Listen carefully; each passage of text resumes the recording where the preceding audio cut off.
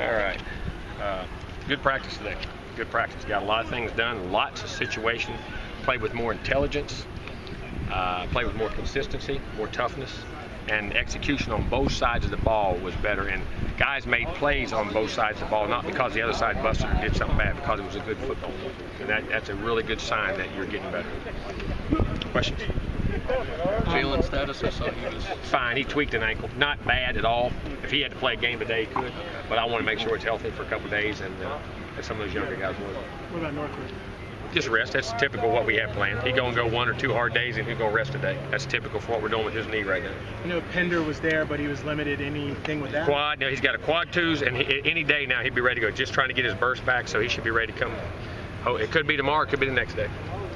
You see more of a benefit of naming a quarterback and then him having maybe the control of the locker room, or maybe having some secrecy going into a game where the opponent doesn't know? I don't believe in no secret. We'll name a quarterback when one's ready. When we got one.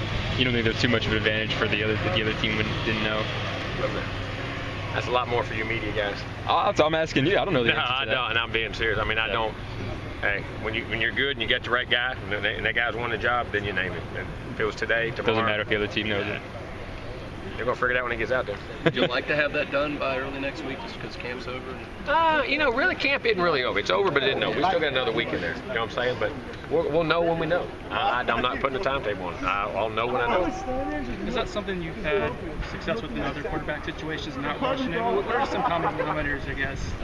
Consistency, how they affect other guys on the team. I mean, Pat Nix, Stan White, then I had Pat Nix, Damon Craig, then I had Josh Booty, Craig Nall, Rohan Davey.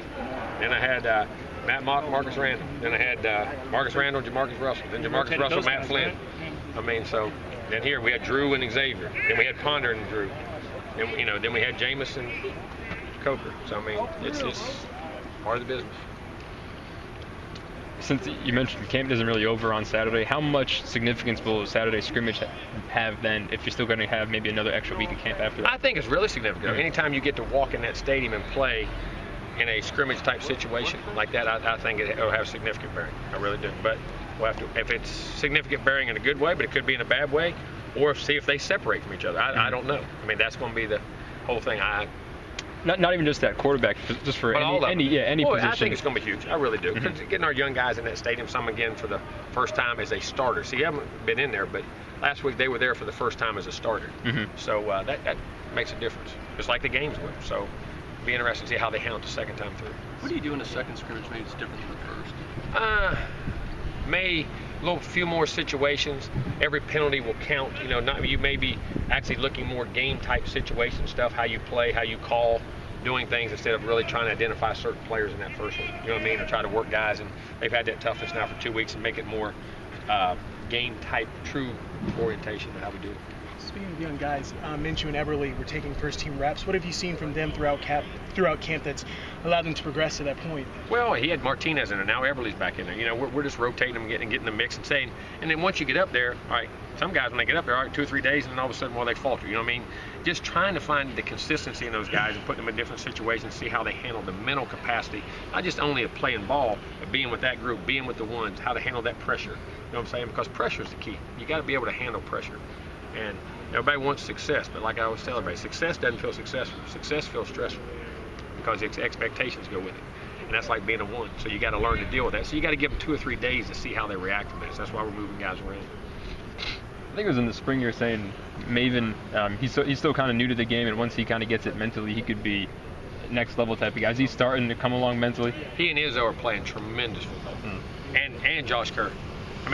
Jeremy Kerr. I mean, he's playing physical and doing things, and those 2 tight ends are really playing their tails off. I mean, they're making plays everywhere, and yes, Maven is getting better. I mean, still has more consistency, but you're starting to see the plays. Jimbo, this yellow brick road coming into practice, what's up with that? Going to see the Wizard. Going to see the Wizard. Who's the Wizard? I can't tell you that. Is the Wizard from West Virginia? I don't know where he's from. We're going to see the Wizard. We like some characteristics.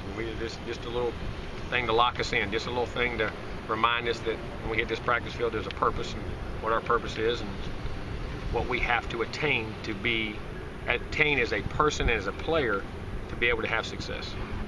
This is your idea, or somebody came up to you and had it? Just what? It's our team idea. No, I'm not saying anything. Are the red shoes a part of it, or that just happened to be, you know? That's what Florida State gave me. That's what the ones they gave me. Were you a fan of the movie? Yeah, Wizard of Oz. I've actually never seen it. I've only seen parts of it. What? Now, you never seen the Coke and Peanuts. I You've didn't never know. seen the Wizard of Oz? No. Wow. Go watch it. All right. They said I was still towed. I was a little kid. I was scared the witch was gonna get towed up. Take the dog. Not the dog. Yeah, I love him. I had a little dog look just like it. Did you? Yeah. No, but I loved it. I watch the Wizard of Oz still today when it comes on. A team movie on this weekend? Maybe it will be. It's a great movie. Nooney and Auden Pay both have the... Yeah, one had a staph infection in the thumb. It was pretty nasty, trying to get that cleaned out, and Nooney broke a knuckle on the finger right there. Should be 3 weeks.